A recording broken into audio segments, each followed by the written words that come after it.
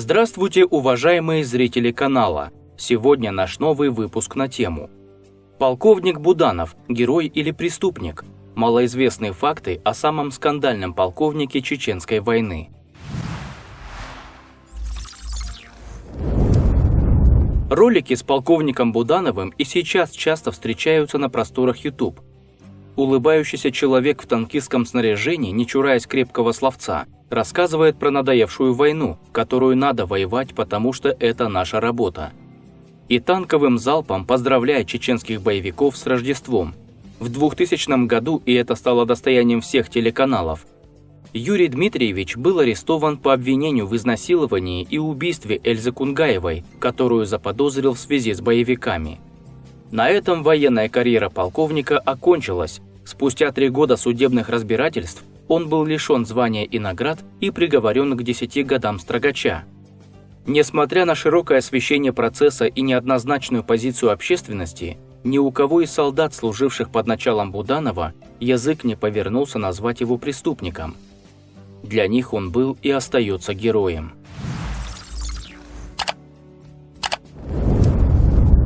Еще до прославившей и ославившей его Второй Чеченской, Буданов мелькал на экранах. В частности, появлялся в передаче у Невзорова. Но случай, который принес ему широкую известность, в войсках Буданова знали и любили давно – это бойня у Волчьих ворот. Бойни и столкновения с чеченскими боевиками в Аргунском ущелье прозвали недаром. И тогда, и сейчас из-за отсутствия ясности создалось полное впечатление того, что русских спецназовцев и разведчиков предали и бросили на растерзание. Если бы не полковник Буданов и комбат Владимир Паков, нарушившие приказ и отправившие на помощь танки, шансов покинуть ущелье живыми у наших ребят практически не было. Дело в том, что село Дубаюрт, расположенное у входа в Аргунское ущелье, считалось мирным, и по договору применение артиллерии и танков в нем было запрещено. Вот только запрет соблюдался лишь со стороны российских вооруженных сил. Чеченцы же под руководством Хаттаба к декабрю 1999 года сосредоточили здесь крупные силы с гранатометами, минометами, зенитной артиллерией. О том, что село совсем не мирное, а в ущелье готова засада, стало понятно еще накануне операции. В этой деревне все вооружены до зубов и одеты в натовскую форму, рассказывал участник событий Старлей Тарасов, посетивший селение в поисках коменданта. Тем не менее, командующий операцией подполковник Митрошкин отдал приказ разведбатальону и отряду спецназа ГРУ занять господствующие высоты. Операция сразу пошла не по плану. В ущелье парней ждали 3000 хорошо вооруженных и подготовленных боевиков. К тому же оказалось, что они хорошо знакомы с планом операции, так как прослушивают радиочастоты и знают позывные боевых групп. Зайдя в ущелье, разведчики и спецназ оказались в кольце под шквальным огнем боевиков. В столь же отчаянное положение попала и отправленная на помощь разведгруппа на 2 БМП. Техника была подбита, колонна разгромлена. Такое было ощущение, что горы ожили. Били со всех видов вооружения, с какого только можно придумать. Мы практически часа 2 просто лежали, не могли поднять головы, вспоминает один из участников тех событий Юрий Бабарин. Как в напряженном боевике, здесь самое время появиться герою. Так и случилось.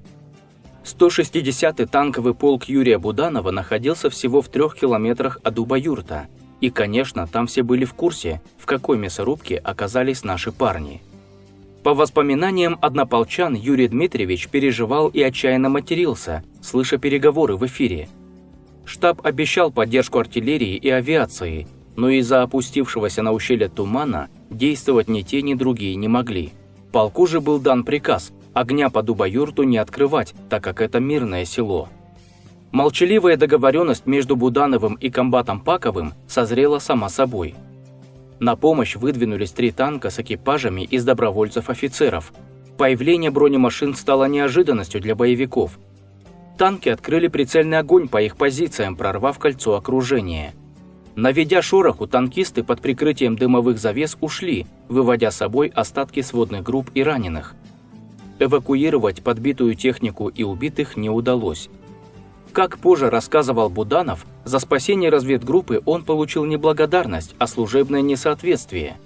Впрочем, ему на это было плевать. Главное, что ребята были спасены. Экстренно примчавшийся в штаб полка генерал-майор Вербицкий попытался было устроить разнос за невыполнение приказа, но столь же спешно ретировался. Вызволенные буквально с того света разведчики готовы были разорвать командующего голыми руками. Хорошо, что тогда вмешался сам Буданов. Также он поступил и позже, когда его пришли арестовывать, а сослуживцы сгоряча положили приехавших лицом в пол. После случая в Аргунском ущелье непокорный полковник стал костью в горле и у российского командования, и у боевиков. Последние обещали за голову Буданова $100 000. Но предателей среди приближенных Юрия Дмитриевича не нашлось.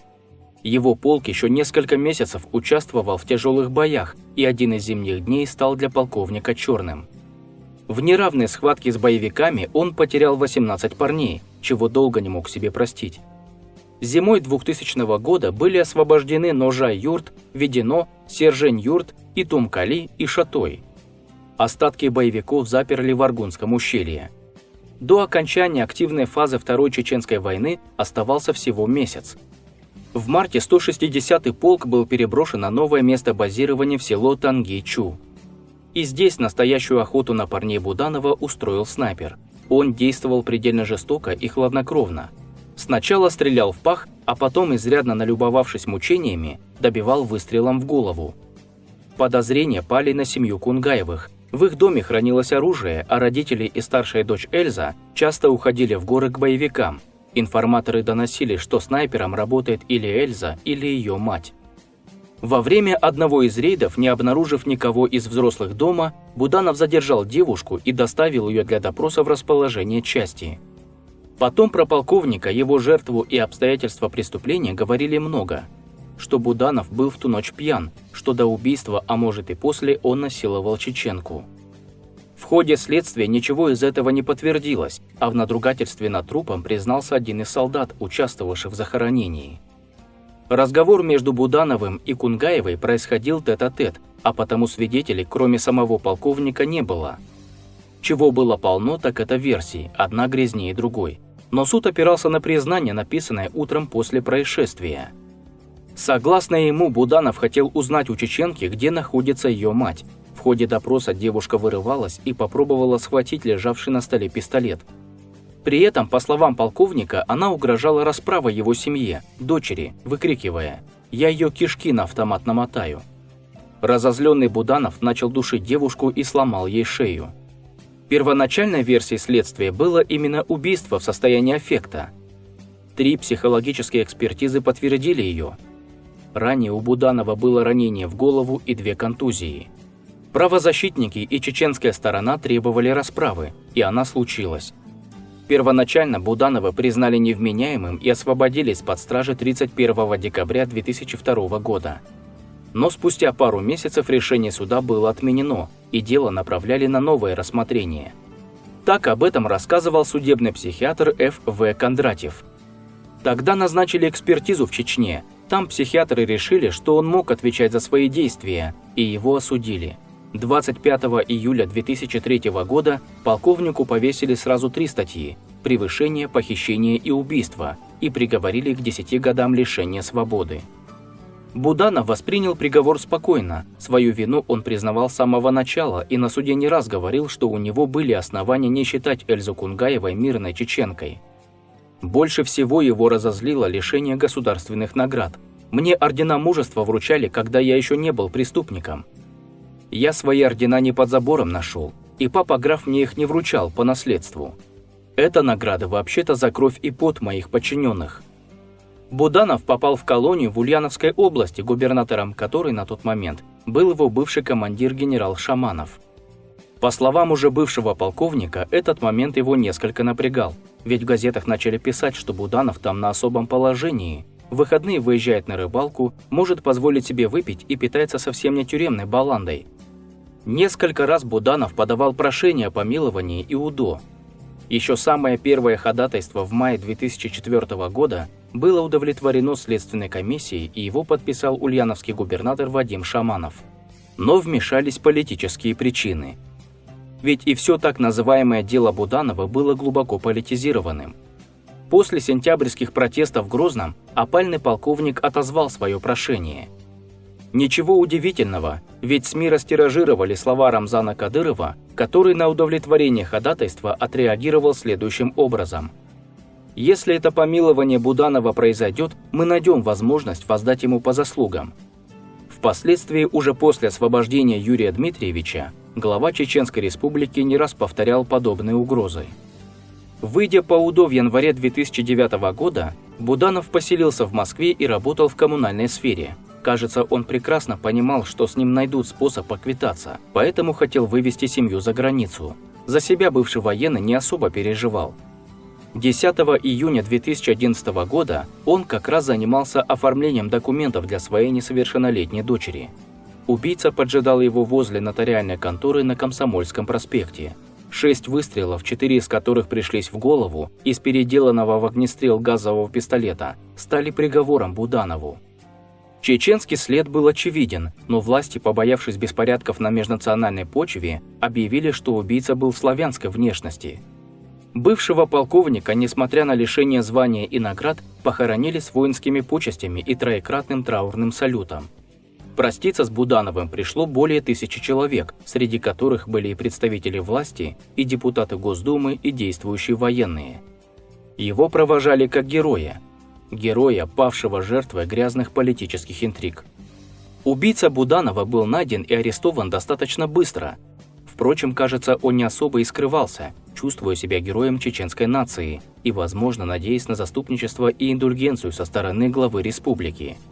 Как выяснилось позже, это действительно пытались сделать, склоняя присяжных к оправдательному решению.